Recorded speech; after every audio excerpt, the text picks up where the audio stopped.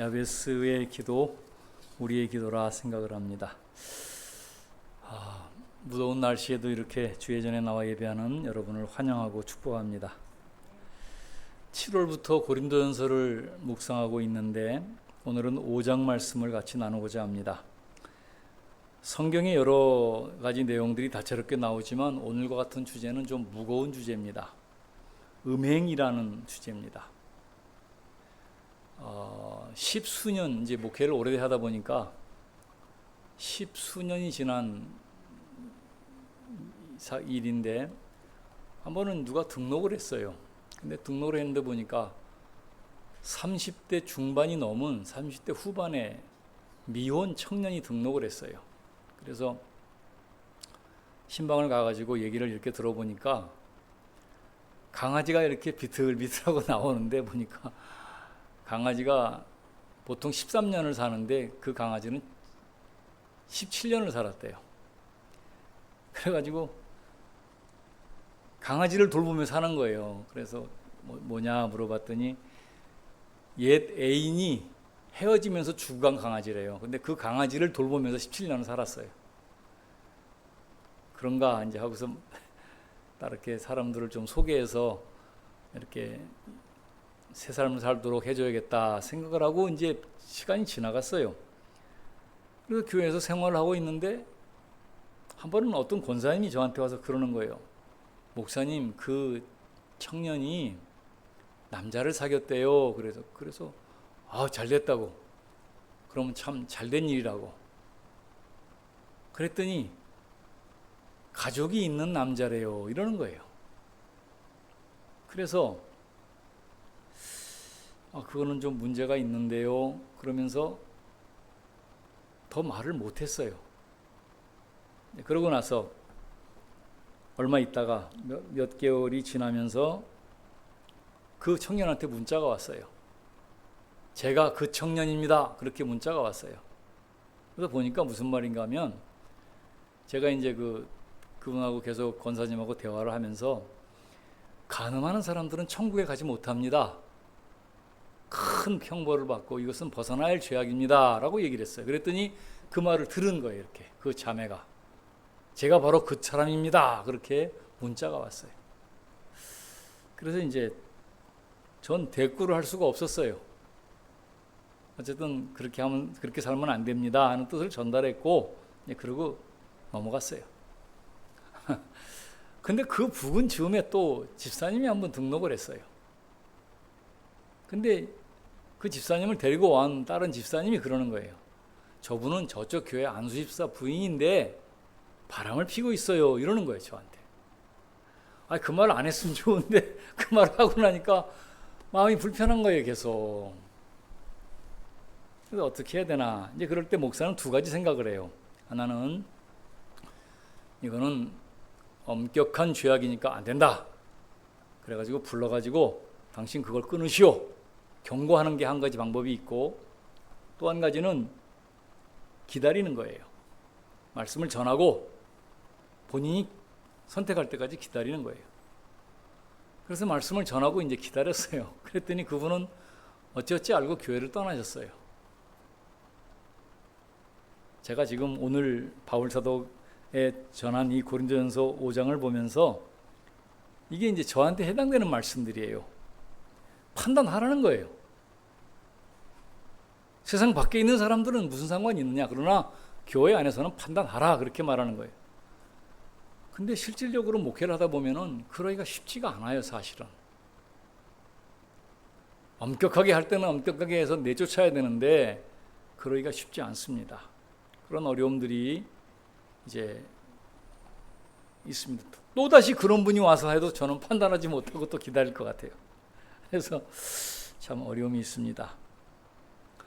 음행은 사회 현상이라는 측면에서 그렇게 이야기하는 것보다 우리 그리스도인들로 봐서는 영적 전쟁이다 이렇게 표현하는 것이 훨씬 더 바른 표현 같습니다.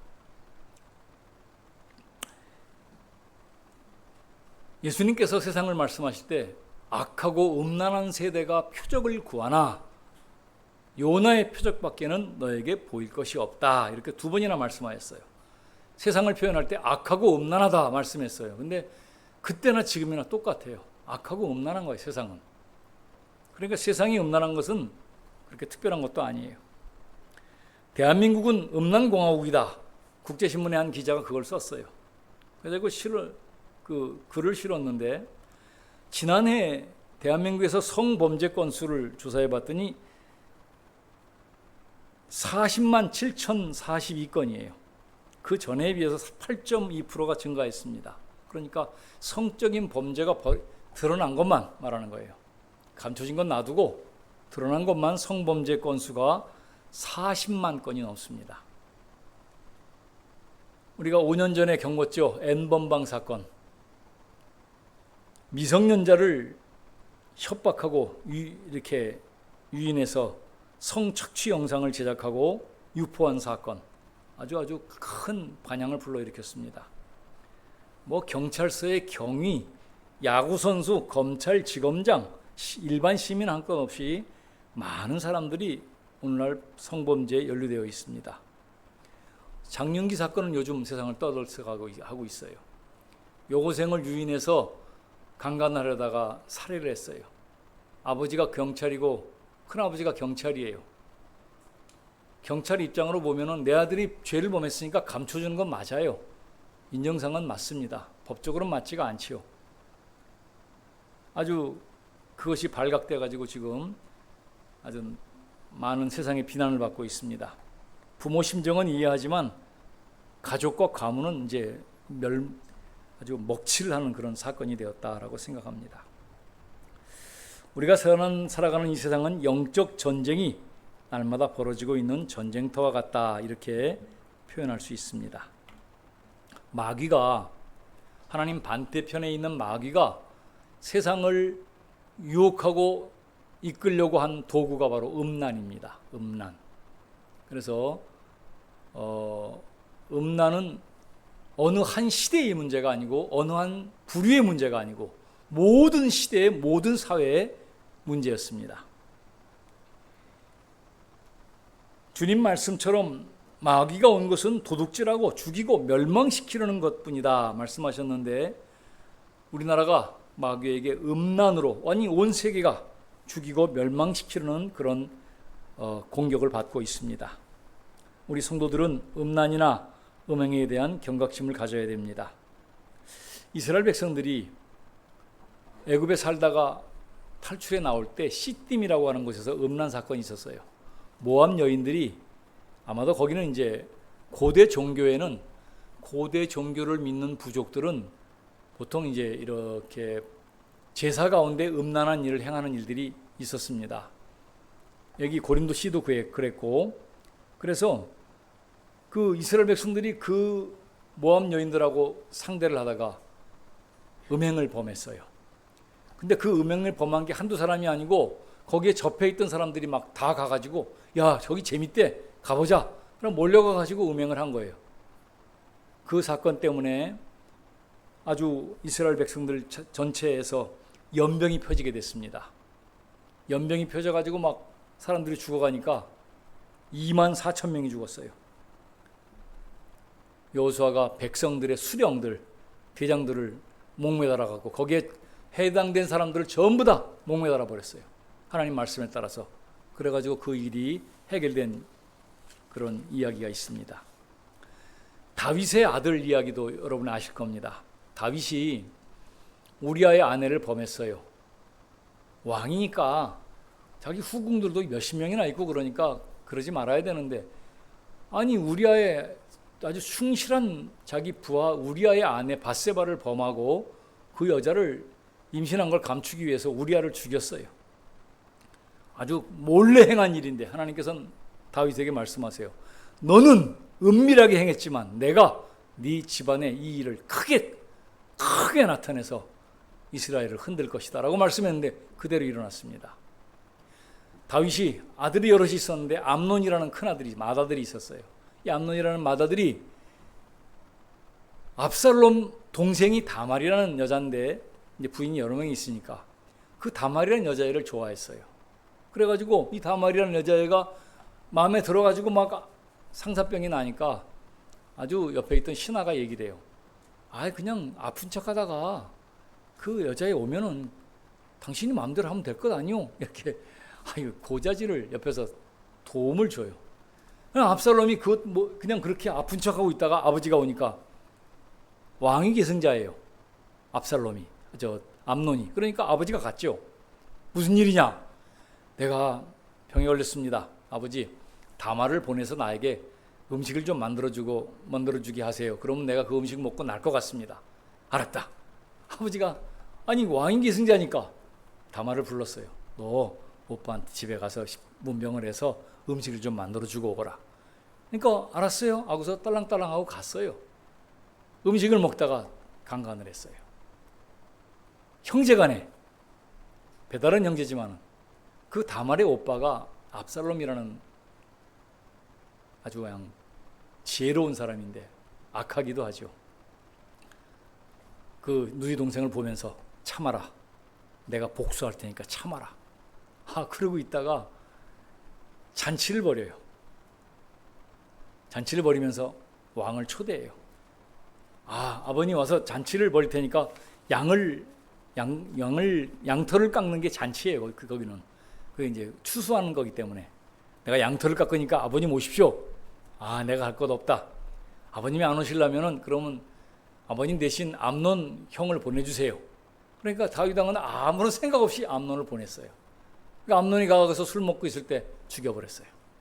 그리고 압살롬은 도망가 버렸었다. 외국으로. 압살롬이 나중에 이제 어찌어찌해서 요압 장군의 도움으로 아버지하고 화해를 하는데 반란을 일으켜요.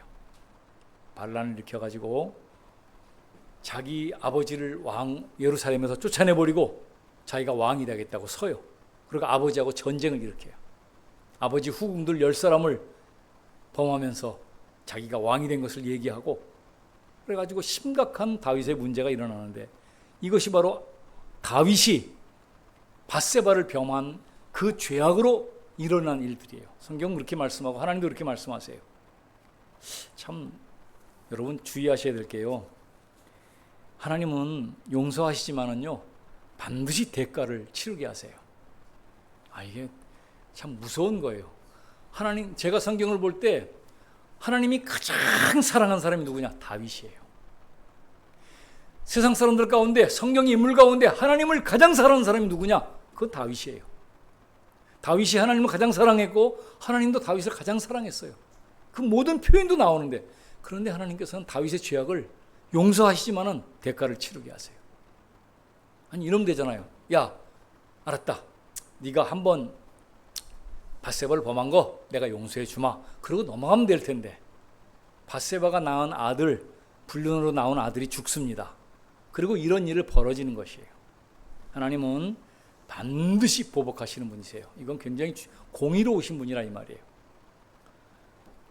이제 이것이 신약 시대 와서는 조금 변했다는 생각을 해요.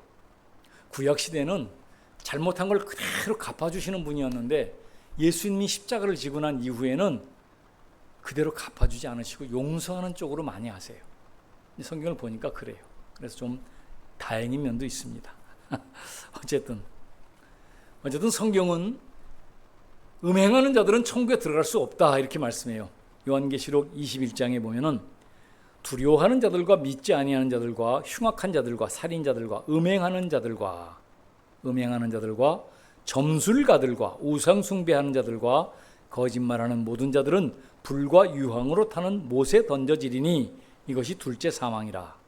그러니까 이 음행하는 자들은 천국에 갈 수 없다. 성경은 그렇게 말씀합니다. 자, 오늘 본문을 보면서 그 고린도 교회에 있었던 일들을 좀 살펴보겠습니다. 자, 1절을 같이 한번 읽어보겠습니다. 1절 같이 읽습니다. 너희 중에 심지어 음행이 있다 함을 들으니 그런 음행은 이방인 중에서도 없는 것이라.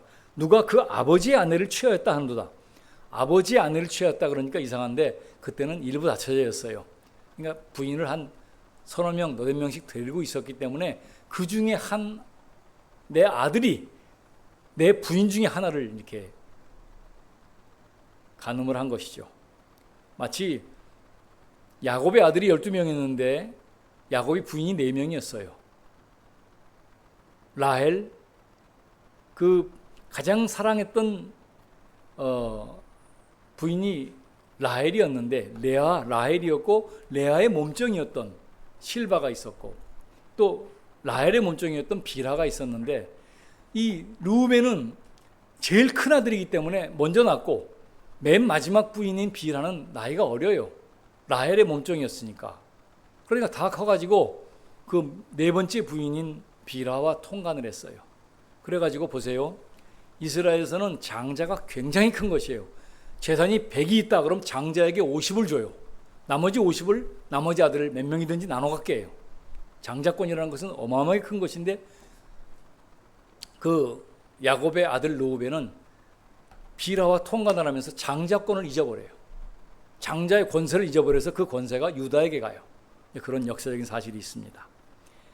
자, 오늘 고린도 교회에 이런 일이 있었습니다. 심지어 음행이 있었는데 이방인 중에도 이런 음행은 없다. 어떻게 아버지의 아내를 취하였다 하는구나. 이러면서 책망을 합니다. 이 고린도인처럼 행하다, 고린티아조마이라는 말이 음행을 하다라는 말로 쓰입니다. 그런데 고린도의 시에서는 그냥 음행이 당연한 것이었어요. 아프로디테 신전에서 1000명의 사제들이 있어가지고 그 사제들하고 같이 제사를 드리는 모든 사람들은 마지막에 성행위를 하고 나오게 돼 있어요. 성행위 대가로 제물을 갖다 바치는 것이고, 그러니까 고린도 교회에서는, 고린도 교인들은 그 행위를 하던 사람들이 와서 교회 안으로 들어왔어요. 그러니까 기본적으로 그런 생각을 갖고 있는 사람들이에요. 그러다 보니까 이런 일이 벌어진 것이에요. 믿는 사람들, 그리고 세상을 믿다가 들어와서 그리스도 안에 들어온 사람들이 이렇게 아버지 아내를 취하는 일이 벌어졌던 것입니다.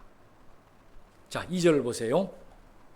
그런 일이 벌어졌는데 바울 사도는 애통하고 가슴 아픈 마음으로 얘기를 합니다. 2절입니다. 그리하고도 너희가 오히려 교만하여져서 어찌하여 통한이 여기지 아니하고 그 일을 행한 자를 너희 중에서 쫓아내지 아니하였느냐. 바울 사도는 말이 뭐예요? 통한이 여기고, 첫 번째는, 두 번째는 쫓아내라, 그런 말입니다. 여기서 통한이 여기다는 말은 죽은 자를 위하여 애곡한다, 그런 뜻입니다. 죄악에 대하여 분노를 느끼기 전에 상대방의 죄에 대하여 나도 함께 죄의식을 느끼고 슬퍼한다, 그런 의미입니다. 고린도 교회 사람들은, 아니, 자식이 아버지의 첩을, 아버지의 몇 번째 부인을 간음한 사건을 보고도 통한이 여기지 않고, 세상에서 그러는데 저 그냥 놔두세요, 그렇게 넘어갔던 것입니다. 그러니까 바울 사도는 그것을 아주 굉장하게, 아주 심하게 얘기를 하고 있습니다. 어떻게 그를 너 중에 쫓아내지 아니했느냐, 그러면서 아주 강한 어조로 비판을 하고 있습니다. 아까 이제 우리 교회 안에서 있었던 일을 가만히 돌아보면은 통한이 여기는 건 맞아요.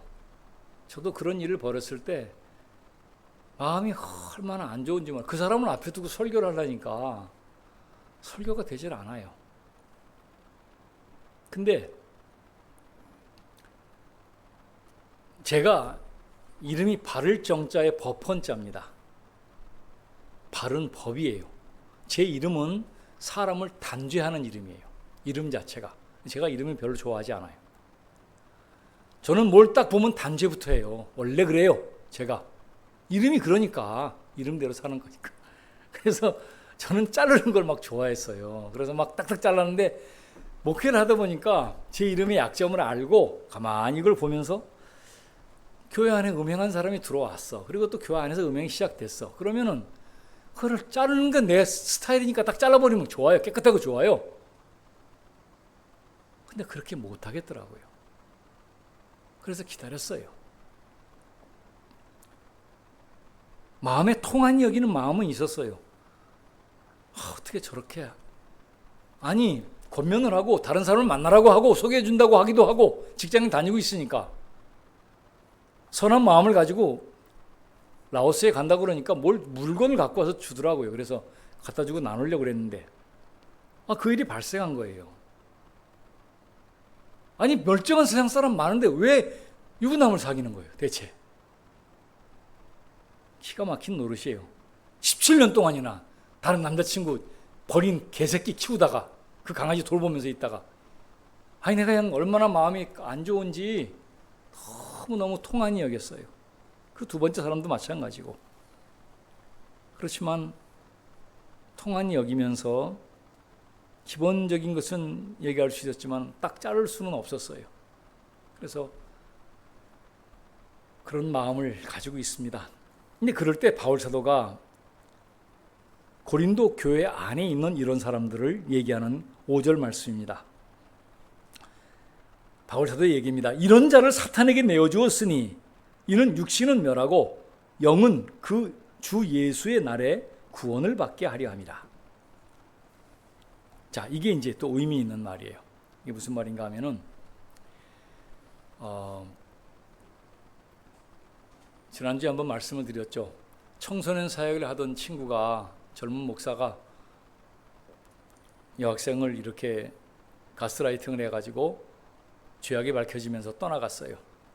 근데 그 사건이 이렇게 기사로 올라오니까 똑같은 사건으로 인해서 이전에 그만두었던 목사가 있어요. 사역을 그만뒀던 목사가 그 젊은 목사의 사건을 보면서 글을 올렸어요. 뭐라고 그랬냐면 하나님의 긍휼입니다 이렇게 올렸어요. 글을. 내용을 읽어보니까 무슨 말인가 하면 오늘 이 말씀이에요. 죄악이 감춰진 상태에서 혹은 죄악을 밝혀지지 않은 상태에서 계속 가다 보면은 결국은 멸망으로 가요. 지옥으로 가는 겁니다. 그런데 이 죄악이 밝혀졌잖아요. 이 죄악이 밝혀지면 사람들이 뭐 하겠어요? 회개한단 말이에요. 목사가 자기가 잘못인 거 알아요. 근데 못하고 있다가 한 대 얻어먹고 나면은 정신을 바짝 차리고 회개해요. 그러면 그때 천국으로 가는 것이에요. 저는 제 주변에 아주 가까운 목사님들 가운데도 그런 일이 있던 걸 알아요.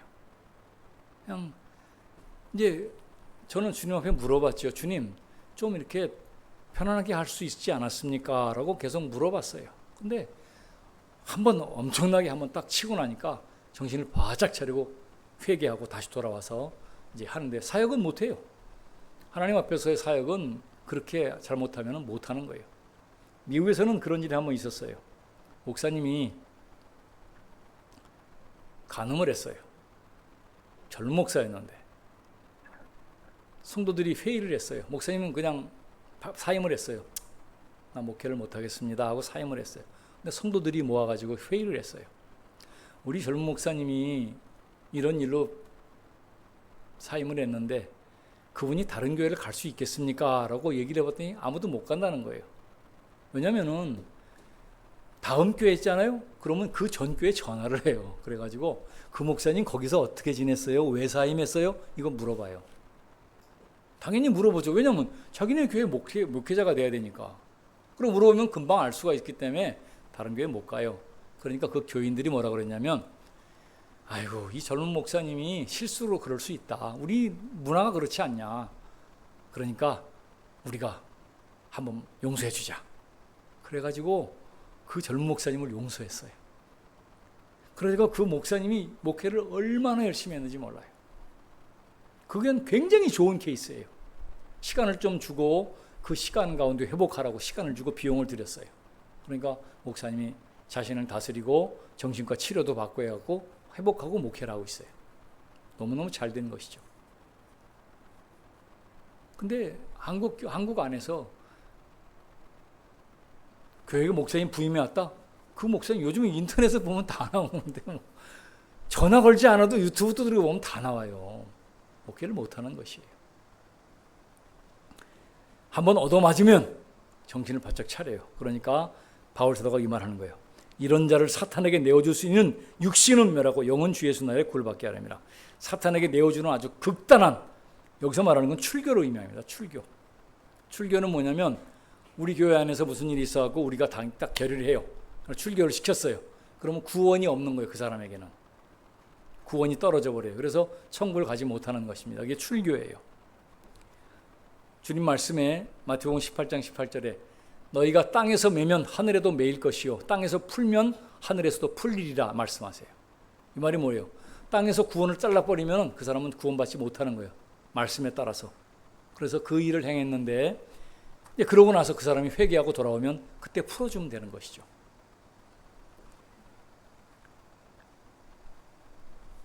청소년 사역을 하던 그 목사는 죄악이 밝혀지니까 얘기했어요. 내가 모든 사역에서 그만두겠습니다. 평생 회개하는 마음으로 살겠습니다. 그렇게 하고 물러났어요. 그게 당연한 것이죠. 그래 목회는 하지 말아야죠. 더 이상 하면 안 되는 것이에요. 그러니까 굉장히 중요한 것이에요. 사탄이 한 교회를 무너뜨리기 위해서는 간단해요. 첫 번째, 목회자에게 두 가지 죄악을 범하게 하면 돼요. 간음죄나 금전죄나. 이 약할 수 있잖아요. 목사는 부한 사람이 없어요. 그러니까 물질적으로 유혹해서 타락하게 하든지, 하나는 간음을 하게 해서든지. 그래서 무너진 교회들이 많이 있어요. 그렇게 되면 이제 두 교회가 싸우죠. 교회 안에서. 목사님 용서해야 된다, 안 해야 된다. 둘로 나눠져요. 그래서 홍대 세교회가 생긴 거예요. 가슴 아픈 일입니다. 애통한 일입니다. 자, 바울 사도가 교우들에게 전염될 수 있다는 경고를 6절에서 하고 있습니다. 6절을 보겠습니다. 너희가 자랑하는 것이 옳지 아니하도다. 적은 누룩이 온 덩어리에 퍼지는 것을 알지 못하느냐. 적은 누룩이, 너희는 누룩이 없는 자인데 그런 죄악, 지옥 갈 수 있는 그런 죄악들은 예수님 안에서 사함받은 자입니다. 새 덩어리가 되기 위하여 무른 누구를 내어버리라. 우리의 유월절 양 곧 그리스도께서 희생되셨느니라. 유월절 규례를 통하여서 고린도 교회 성도들에게 죄악을 멀리하고 거룩하게 살아야 한다는 것을 권면하고 있습니다. 처음에는 누룩을 아마 음식을 하시는 분들은 아실 거예요. 조금만 이렇게 넣어놔도 그 시간이 지나면 전부 부풀어 버려요. 번져가지고. 곰팡이랑 똑같습니다. 조금만 들어가도 빵을 불풀게 하는 강력한 발효제인 누룩처럼 음행도 제거하지 않으면 온 사람들을 전염시킬 수 있는 강력한 죄악임을 말씀합니다. 성도는 세례를 받음으로 누룩을 버린 자가 되었습니다. 예수님의 보혈로 씻음 받아서 새로운 피조물이 되었어요. 그러니까 그런 것을 이제 깨끗하게 정리하는 것이 맞습니다. 자, 그러면서 이제 바울 사도 오늘 본문에서 9절 이하에서는 세상에 살아가는 성도들이 삶을 두 가지로 정리해 주고 있습니다. 우리가 세상 살아가는 사람들 만날 때 간음하는 사람 만날까요? 안 만날까요? 만나요. 많이 만나죠. 대부분이 간음한 사람들이죠. 세상 사람들은. 요즘은 그렇게 볼 수밖에 없어요. 근데 그런 사람들을 안 만나려면은 지구를 떠나야 된다. 그러니까 그렇게 할 수는 없다. 그렇지만 교회 안에서는 그게 안 된다. 교회는 거룩한 공동체이기 때문에 반드시 이것은 정리하고 나가야 된다라고 권면을 하고 있습니다. 음행뿐만 아니라 탐욕을 부리는 자, 우생숭배자, 모욕하는 자, 술 취한 자, 속여 빼앗는 자들도 마찬가지로 판단할 것을 권고하고 있습니다. 이렇게 정리하고 이제 판단해야 하는 출교하는 일이 필요하지만 좀 어려운 부분이 있습니다. 한국 교회 안에서요, 지금 교인들이 많이 떠난다는 소식이 이렇게 도표로 나와 있습니다. 그래서 보면은 왜 교회를 떠납니까? 왜 교회가 싫습니까? 말하면은 몇 가지가 주제가 나와요. 첫 번째는 신뢰를 잃어버렸다는 거예요. 우리 통합축도 그 말에서 벗어나지 않아요. 세습을 하지 맙시다 이렇게 해가지고 법을 만들어 놨는데 그 법을 교묘하게 어겨서 세습을 시켰어요. 세상에서는 재벌은 세습을 하지요. 당연히 아버지께 아들로 가지요. 교회는 그러면 안 되지요. 사실은 그 권력과 그 돈을 그대로 연결주니까 교회가 타락했다는 거예요. 맞아요. 타락했어요. 교회는 돈이 많으면 타락하는 것이에요. 어디나 그래요. 언제나 그랬어요. 중세시대도 그랬고 지금도 마찬가지예요. 교회는 돈이 많으면 망하는 것이에요. 돈이 그럼 어떻게 해야 되느냐? 다 써야 되는 거예요. 뭐에? 선교하는 것과 구제하는 게 다 써야 되는 거예요. 연말 되면 딱 재료를 만들어야 돼요.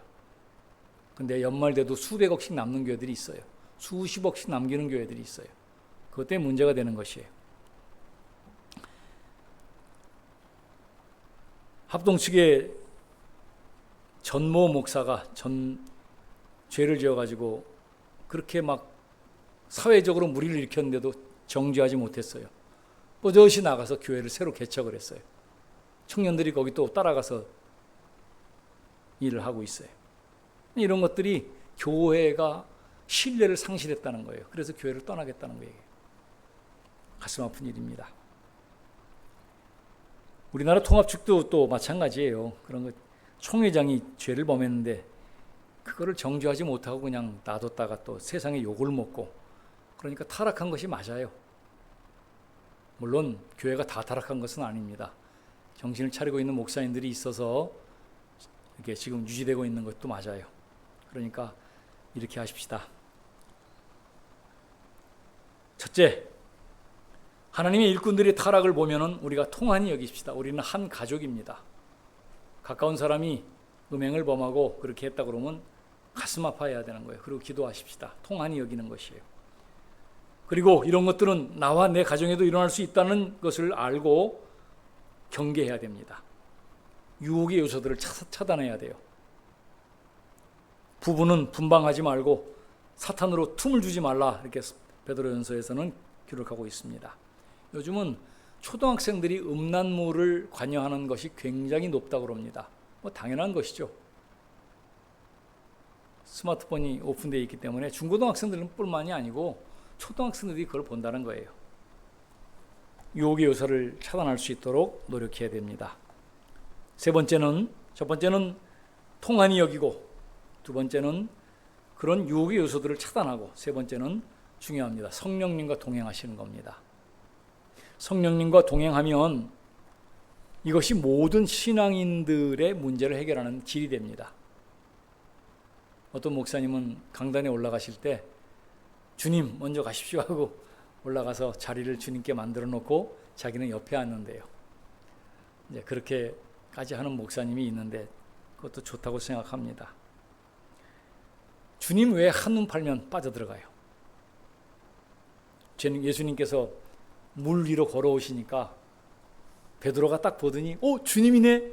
주님, 나도 한번 걷게 해주세요. 나에게 오라고 하세요. 그러니까 와라. 베드로가 물 위를 걸었어요. 예수님 다음으로. 뭐 걸어가는데 바람이 막 휙 몰아치는 거예요. 예수님 볼 때는 괜찮았어요. 바람을 딱 보는 순간 물속으로 쑥 들어가는 거예요. 예수님! 그러니까 잡아주셨어요. 성도의 삶이 그렇습니다. 주님 바라보고 할 땐 괜찮아요. 한눈을 딱 팔았다? 무속으로 들어가는 거예요. 한눈 팔지 않는 사람 누가 있어요? 다 한눈 팔아요. 그때 옆에 있는 사람이 경고를 해줘야지요. 우리들의 삶이 그렇습니다. 주님을 주인으로 모시고 동행할 때는 문제 없어요. 아무리 큰 파도도, 아무리 센 바람도 주님 동행할 때는 문제가 없습니다. 그러나 주님에게 눈을 떼는 순간 우리에게는 문제가 생깁니다. 내가 내 인생의 주인이라고 생각한다?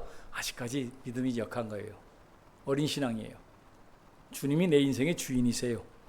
주님은 이를 위해서 그리스도께서 죽었다가 다시 살아났으니 곧 죽은 자와 산 자의 주가 되려 하심이라.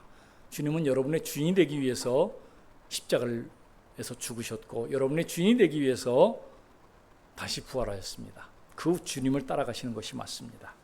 이제 오늘 고린도전서 5장의 말씀들을 기억하시고 고린도전서 5장을 보실 때마다 이거는 그 문제지 하면서 정리하시고 우리는 통한히 여기는 것과 두 번째는 이런 세대 가운데서 빠져들어가지 않도록 경계하는 것, 세 번째는 예수님을 온전한 주인으로 모시는 것, 이것이 우리에게 필요합니다. 이런 은혜가 여러분 가운데 있기를 축원합니다. 하나님 아버지, 참으로 어려운 문제가 우리에게 당해 있습니다. 사실은 이 음행의 문제는 나이에 상관없이 남녀에 상관없이 다가오는 문제고 겪었던 일들입니다. 하나님 아버지, 지혜를 주시옵소서. 예수님이 나의 온전한 주인이 되었을 때 이 문제는 아무 문제가 되지 않는 것인데 주님, 우리에게 세상을 분별할 수 있는 믿음 주셔서 주님의 눈을 보고 세상을 판단할 수 있게 도와주옵소서. 우리 가운데 그런 일이 있으면 통한히 여길 줄 알게 하시고 또 경계할 줄도 알게 하시고 예수님을 온전히 따라 사는 그런 종들로 서게 하옵소서. 예수님의 이름으로 기도하옵나이다. 아멘.